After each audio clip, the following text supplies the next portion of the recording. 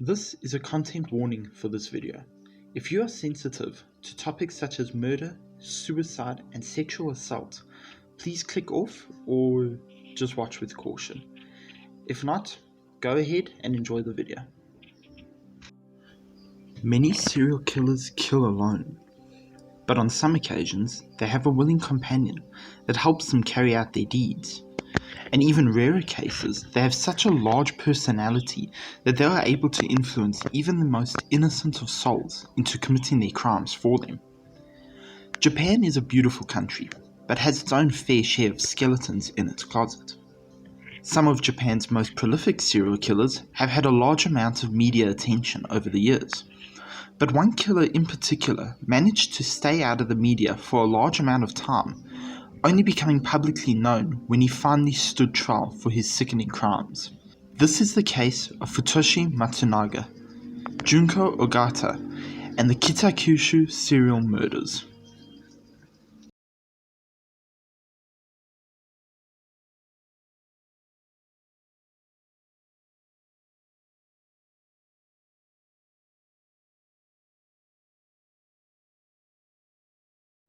Futoshi Matsunaga was born in the Kokurakita ward of the city of Kitakyushu, Japan.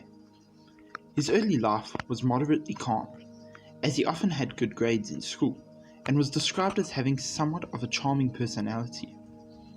Not everything was so simple, however, as a notable part of his schooling was constant disciplinary problems, and he was even transferred to a different high school after being involved with a junior.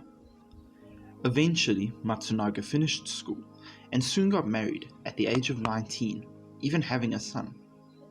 This marriage was far from perfect, however, as Matsunaga cheated on his wife often, at one point having at least 10 different mistresses.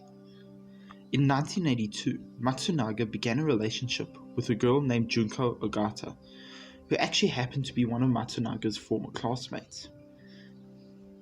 Matsunaga promised to marry Junko in 1984, but her family objected to this, most notably Junko's mother, Shizumi Ogata.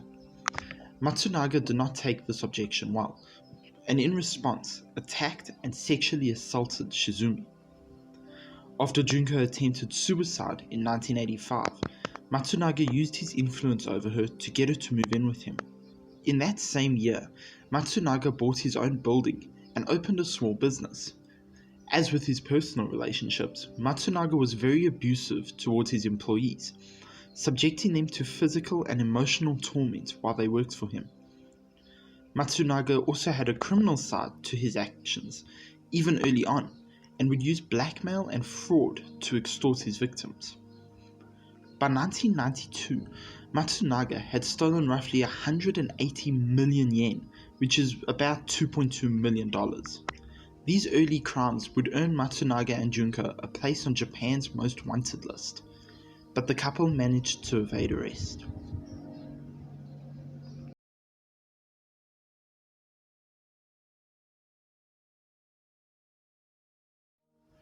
Junko Ogata was born on the 25th of February 1962 in Kurume in the Fukuoka prefecture of Japan. Her early life was quite different from the usual serial killer experience, the same way Matsunaga's was. Junko was born to a wealthy family and was often described as an ordinary and gentle person. She also had a regular and loving home, again breaking the norm for such a killer. Junko actually attended the same school as Matsunaga, but the two barely knew each other, and when Matsunaga was eventually transferred, they would not meet until much later in life. When Junko finished her schooling, she eventually found work at a preschool, where she was also described as caring and thoughtful. This would change, however, when she met and started dating Matsunaga in 1982. Junko's personality changed drastically. She became more distant and brash, and would push those close to her away. Matsunaga often accused Junko of being unfaithful, which is ironic for two reasons. Junko was still a virgin when the two met, and Matsunaga himself was not the ideal picture of faithfulness, as shown by his previous relationships. The couple had 2 children together, but this was not an indication of a happy relationship, as Matsunaga was extremely abusive towards Junko, and this could be a possible cause of a personality shift.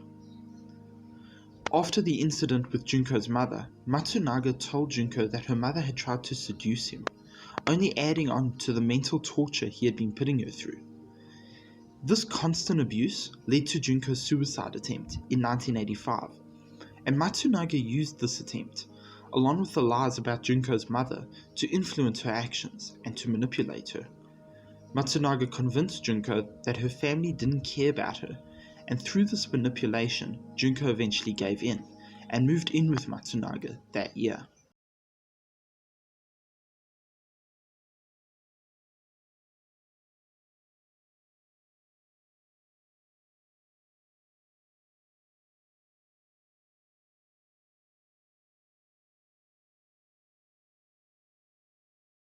Matsunaga eventually moved to Kitakyushu, and not long after moving into his new home, he found his first victim, a married woman with 3 children.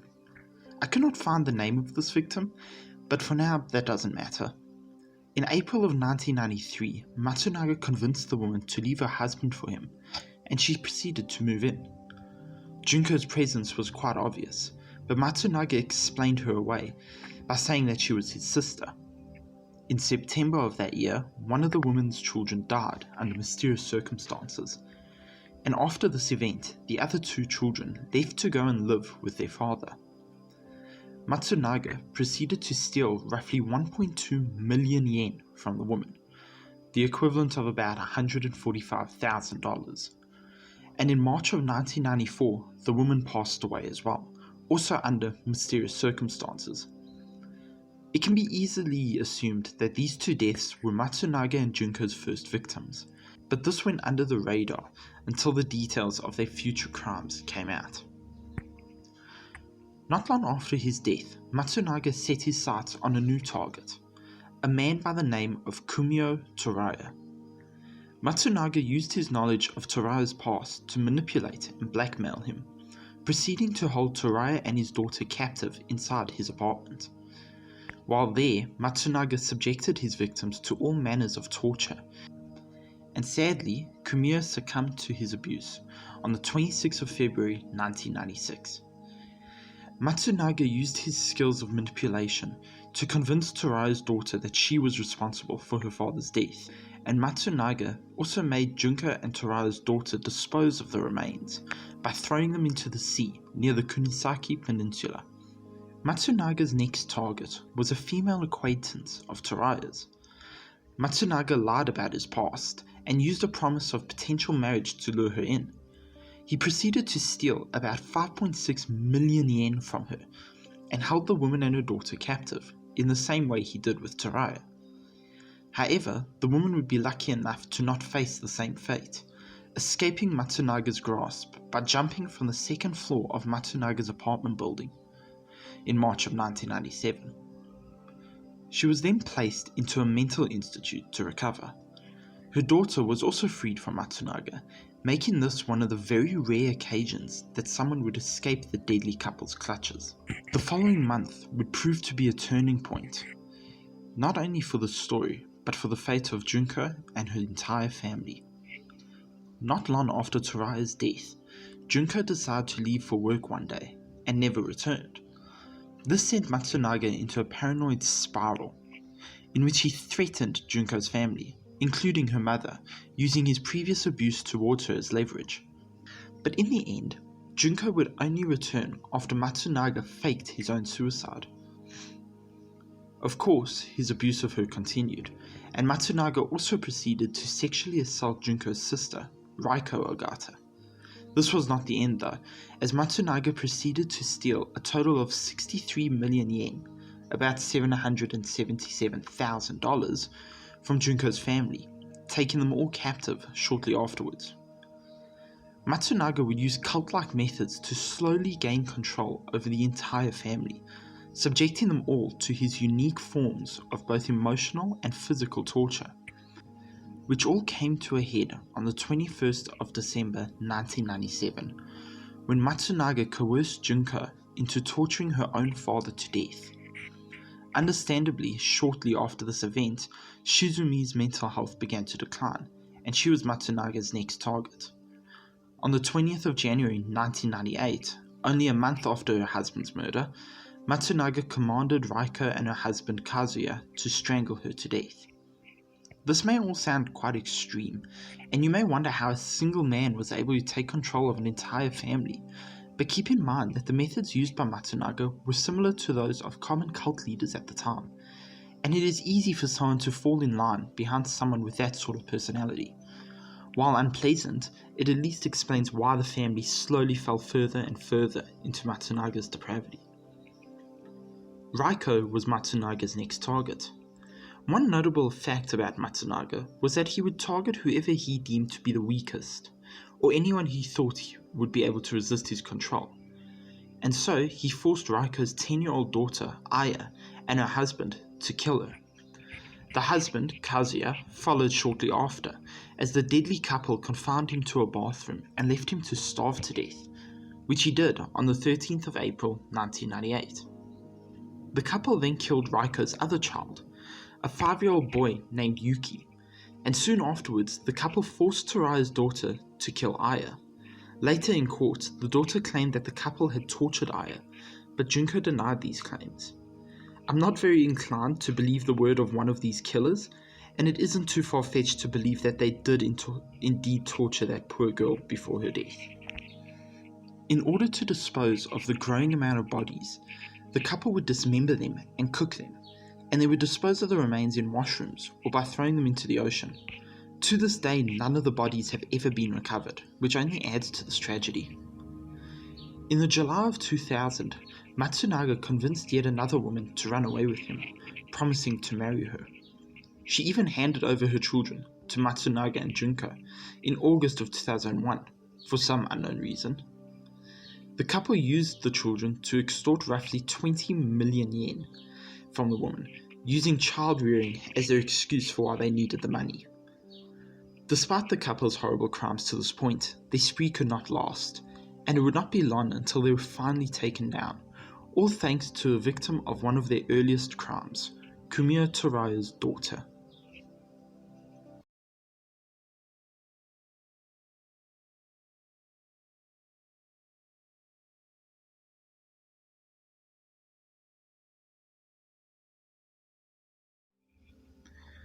Toraya's daughter attempted to escape the couple on the 30th of January 2002, but Matsunaga found and recaptured her after only a couple of weeks. Matsunaga then proceeded to torture the poor girl for attempting to leave, but this did not deter her, as she escaped again on the 6th of March that year. This time, the girl managed to reach the police and alert them to the couple's crimes. When Matsunaga and Junko attempted to retrieve the girl the next day, they were finally captured, bringing their long list of horrific crimes to an end. Their 2 children and the 2 children that had been taken by the couple from their last victim were then taken into police protection. Soon after their arrest, the couple were charged with each of their crimes, one by one. They were charged with the murder of Aya Ogata on the 18th of September 2002, Takashige Ogata, Junko's father's murder on the 12th of October 2002, Shizumi Ogata's murder on the 6th of December 2002, Yuki Ogata's murder on the 11th of January 2003, Kumiya Toraya's murder on the 3rd of February 2003, Raiko Ogata's murder on the 25th of February 2003, and Kazuya Ogata's murder on the 30th of May 2003. Kumiya Toraya's daughter was understandably not charged for any of the crimes, and when the trial finally came around, Junko readily confessed to the crimes she was charged with, but Matsunaga refused to, claiming that the women testifying against him were lying. The case also relied completely on witness testimony, as none of the bodies were found. But luckily, this, and the lies spewed by Matsunaga, were not enough to convince the jury of the couple's innocence. And on the 28th of September 2005, the couple were finally sentenced, receiving Japan's highest form of punishment, the death sentence.